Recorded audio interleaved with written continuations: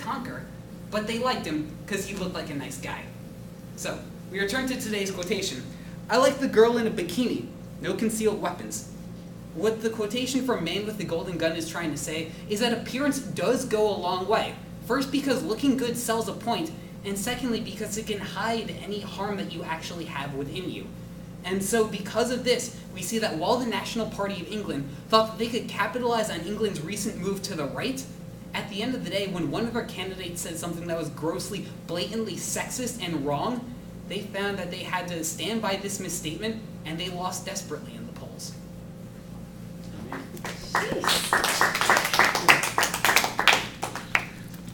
Okay, you want to get the camera back to Kyle?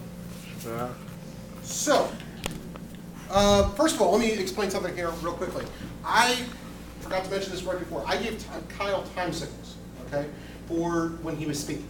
He had 30-second time signals, meaning I said every 30 seconds, you've used 30 seconds while he was prepping, okay? He also got time signals that look like this: 5, 4, 3, 2, 1. Final 30 seconds, final 5 seconds, this is stop, okay? That is probably the most common structure for giving time signals that most judges would give, okay? What should you always ask the judge before you walk into or when you walk into the room? Yeah. Give you time signals? What'd you say? To give you time signals? Not exactly correct. Kyle, what should you ask? How do they give you time signals? That's exactly the question. How will you be giving time signals? You don't want to give them the choice, okay? Most judges will give you time signals and they'll give them to you very willingly, okay? Sometimes people will forget, especially if they're a newer judge. You know, they sometimes might forget, and you also want to make sure that they're giving exactly what you expect, okay? I've seen judges who will, at 30, do this, okay? And if you can keep yourself from laughing, okay, up here at the front of the room, yeah. Don't do that, okay? And also don't be smart to the judge back, like, can you block like a chicken at 30 seconds? You know, I've done that, actually, because somebody asked, and it totally threw them off, and I gave them a 5 because of it. So, anyway, do you have any what questions do you have for Kyle? Or for Have me? you been doing this? Since my freshman year, I'm now a junior, so. Have you ever gone to nationals or Twice so far. It's, how far have you placed? I haven't broken at nationals, because, I mean, you know, there's people that are better than me.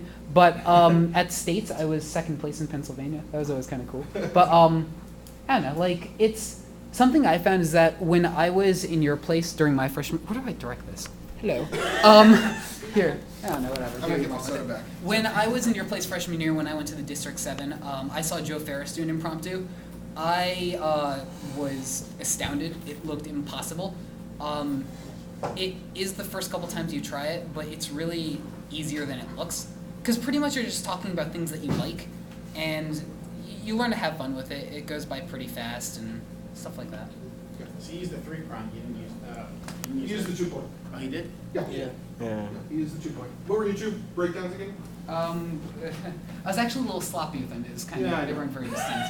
But looking good goes a long way, and then concealing your flaws helps. Something like that. Something. Yeah. Something. It was, that was a bad part. Whatever. But anyway, so yeah, I mean, Kyle's been doing this for a little while. He's given, impromptu requires a lot of practice. Okay, just because it's called impromptu doesn't mean you just get up here and wing it. Okay, some people hear the name impromptu and are like, oh, that's for me, I'm lazy.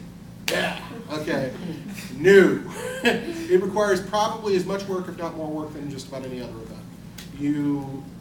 It is a constant bit of work. How many impromptu speeches have you given in practice, would you say? In practice? Yeah. How many on an average week would you give? Oh, so, well, because of this thing, I did 4 a week, but usually I do like 1 or 2 a week. Just with me, Right, and I do a couple more on my own. Something also that one constantly does is that a lot of people on my team and some other teams will have little books. This is my little black book of impromptu examples. Just whenever I see something cool that I want to talk about, like that guy who said rape is like being force-fed cake. That's pretty ridiculous. So you write it down, and then it's there as an example. You could use it for anything. And then so when you're at tournaments and you see people walking around staring into these little books, you know that they're going to an impromptu round, pretty much. Not the other little black books, but Right, these, like little notebooks. They're pretty convenient. so that brings up a point, okay? How do you get to this place where you can come up with examples? Our human mind doesn't work this way. We just don't come up with examples like this. You're probably going, I could never do that. Right, you probably can right now, okay? But you can train yourself, okay? The very first time you're going to do an impromptu speech is probably going to be a train wreck. I'll tell you that right now. It happens. Get over it, okay? So what you should do, the first thing I would suggest for you to do is to try to find some time, a half an hour, 45 minutes, where you can be completely undisturbed. Turn off your cell phone, get away from the computer, get away from IM and Facebook and all those other things. Go someplace where friends won't find you. Sit down with a piece of paper and a pen and try to stream of consciousness. Think of everything that you can think of that you might be able to be comfortable talking about for like a minute. You can probably come up with a decent number of things, 30 or 40 different topics for discussion. Okay? That's going to form the very beginnings of what you're going to talk about in impromptu. Okay?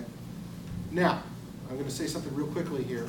The second dirtiest word, okay, in impromptu, next to quote, okay, is canning. Okay? Canning. Okay? People will sometimes talk about canning. Has anyone heard this term? Yeah? No. Good. Okay. Canning is where you use the same example for every single speech. Okay?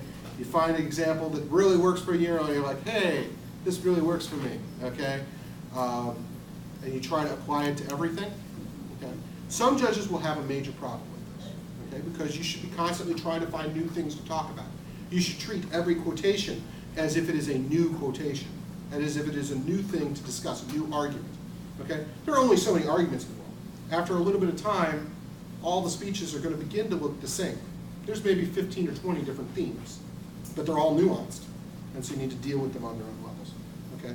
So you're constantly trying to push yourself to come up with new examples. But you have those initial 30 or 40 things, and you give your first speech, you've used them, okay? You can use them again, just make sure you work it into a speech in a different way. But the biggest thing I would say would be practice, practice, practice. Yeah, I could talk for another moment or two. Any more questions that you have for Kyle?